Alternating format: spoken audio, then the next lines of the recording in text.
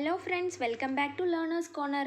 ഇന്ന് നമ്മൾ ഡിസ്കസ് ചെയ്യാൻ പോകുന്നത് 3ാം ക്ലാസ്സിലെ പുതിയ ഇംഗ്ലീഷ് ടെക്സ്റ്റ് ബുക്കിലെ ഒരു സ്റ്റോറിയാണ്. ഫസ്റ്റ് യൂണിറ്റിലുള്ള ഒരു story, the boy and the bird എന്നാണ് ഈ ഒരു സ്റ്റോറിയുടെ പേര്. റീഡ് ആൻഡ് റിജോയ്സ് എന്ന് പറഞ്ഞിട്ടാണ് കൊടുത്തിട്ടുള്ളത്. റീഡ് എന്ന് പറഞ്ഞാൽ വായിക്കുക, റിജോയ്സ് എന്ന് പറഞ്ഞാൽ സന്തോഷിക്കുക. നമുക്ക് സ്റ്റോറിയിലേക്ക് പോവാം.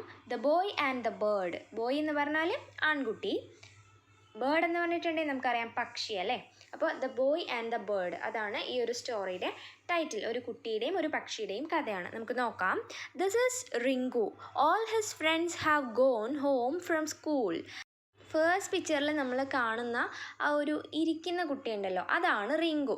അപ്പോൾ all his friends have gone home, അവൻ്റെ ഫ്രണ്ട്സ് എല്ലാവരും, കൂട്ടുകാരെല്ലാവരും എന്ത് ചെയ്തിട്ടുണ്ട്, വീട്ടിലേക്ക് പോയിട്ടുണ്ട്. ഫ്രം സ്കൂളിൽ നിന്ന്. അപ്പോൾ സ്കൂള് വിട്ടിട്ടുണ്ട്, ക്ലാസ് കഴിഞ്ഞിട്ട് അവരുടെ, അതായത് റിങ്കുവിൻ്റെ ഫ്രണ്ട്സ് എല്ലാവരും വീട്ടിലേക്ക് പോയി. റിങ്കു എന്താണ് ചെയ്യുന്നത്? He is waiting for his father. അപ്പോൾ അവൻ്റെ അച്ഛനെ, ഫാദർ എന്ന് പറഞ്ഞാൽ അച്ഛൻ, വെയിറ്റിംഗ് എന്ന് പറഞ്ഞാൽ കാത്തിരിക്കാം, അവൻ്റെ അച്ഛനെ കാത്തിരിക്കുകയാണ് സ്കൂൾ വിട്ടിട്ട് വീട്ടിലേക്ക് പോകാൻ വേണ്ടിയിട്ട്.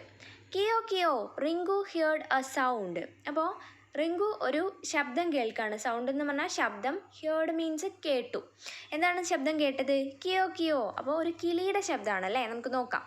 It was the cry of A little bird. Cry എന്ന് പറഞ്ഞാൽ കരച്ചിൽ. ലിറ്റിൽ എന്ന് പറഞ്ഞിട്ടുണ്ടെങ്കിൽ നമുക്കറിയാം കുഞ്ഞിത്, ചെറുത്. ബേർഡ് എന്ന് പറഞ്ഞാൽ പക്ഷി. അപ്പോൾ എന്താണ് സംഭവിച്ചത്? It was the cry of A little bird. അത് ഒരു ചെറിയ ബേർഡിൻ്റെ, ചെറിയ കിളിയുടെ കരച്ചിലാണ് ആ കിയോ കിയോ എന്നുള്ള ശബ്ദം.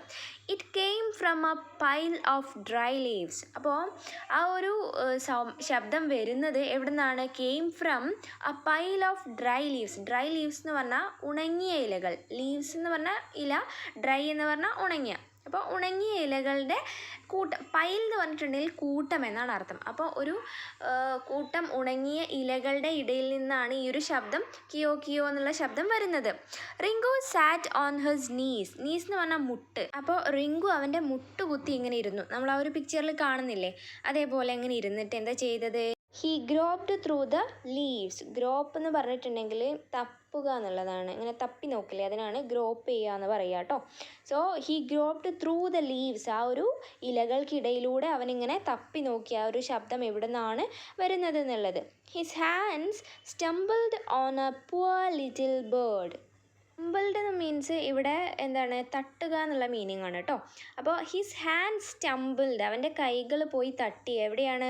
On a poor little bird. ഒരു പാവം ലിറ്റിൽ ബേർഡ്, ചെറിയ പക്ഷിയുടെ ശരീരത്തിലാണ് തട്ടിയത്. Meow meow Rinku felt the presence of a cat.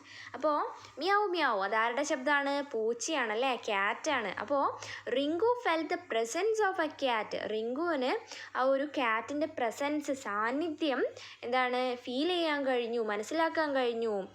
Will it catch the ചിക്ക്. ചിക്ക് എന്ന് പറഞ്ഞിട്ടുണ്ടെങ്കിൽ ആ ഒരു പക്ഷിക്കുഞ്ഞ്.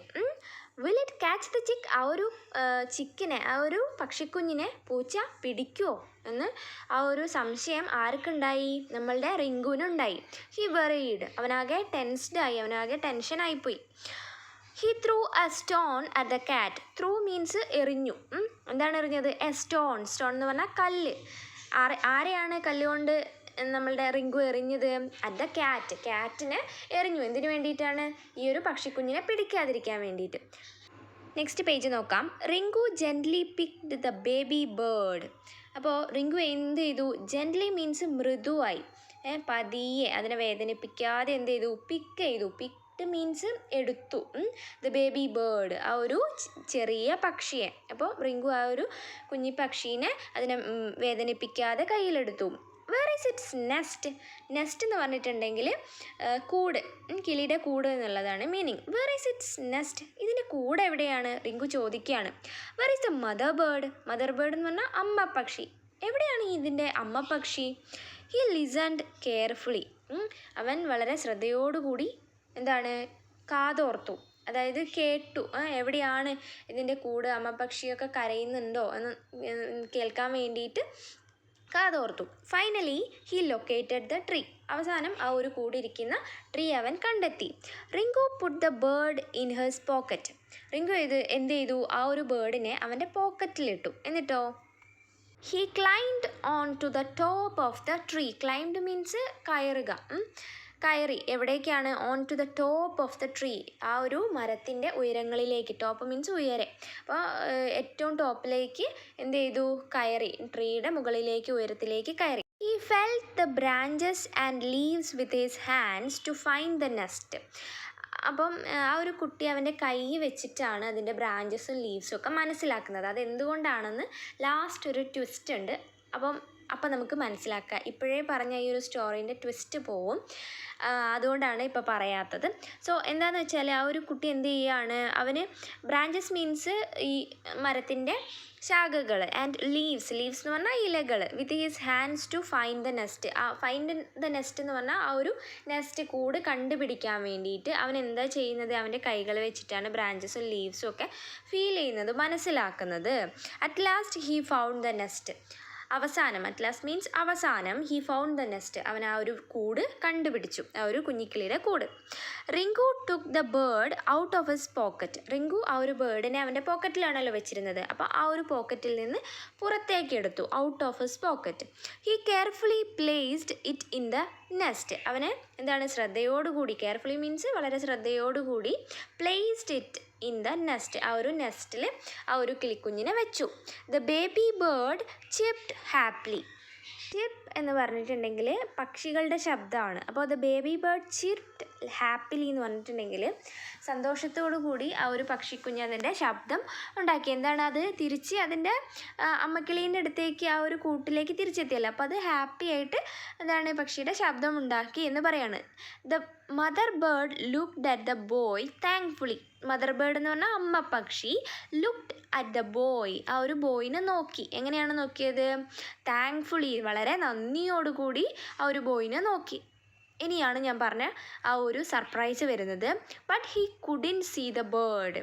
പക്ഷെ എന്താണ്? അവന്, റിങ്കുവിന് ആ ബേർഡിനെ കാണാൻ കഴിഞ്ഞില്ല. എന്തുകൊണ്ടാണ്?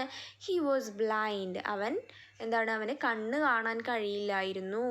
അതുകൊണ്ടാണ് ഒരു അമ്മ പക്ഷീനെ അവന് തിരിച്ച് കാണാൻ കഴിയാതിരുന്നത്, അല്ലേ? ഈ ഒരു പേജിലെ 3rd പിക്ചർ നോക്കിയേ. അതിൽ നമ്മൾ പറഞ്ഞിട്ടുണ്ടായിരുന്നു റിങ്കു അവൻ്റെ മുട്ടുകാലിൽ ഇങ്ങനെ, അതായത് കാൽമുട്ട് കുത്തിയിട്ട് ഇങ്ങനെ ഇരുന്നിട്ട് ആ പക്ഷീനെ ഇങ്ങനെ തപ്പുകയാണ് എന്ന്. തപ്പിയിട്ടാണ് അവന് ആ പക്ഷീനെ കിട്ടിയിട്ടുള്ളത്. അവന് കണ്ണ് കാണാൻ കഴിയാത്തത് കൊണ്ടാണ് ശബ്ദം എവിടുന്നാണ് വരുന്നത് എന്ന് ശ്രദ്ധിച്ച് അവൻ ആ പക്ഷീനെ തപ്പി കണ്ടുപിടിച്ചത്. സോ അതുകൊണ്ടാണ് അവന് അങ്ങനെ തപ്പിയത് കേട്ടോ.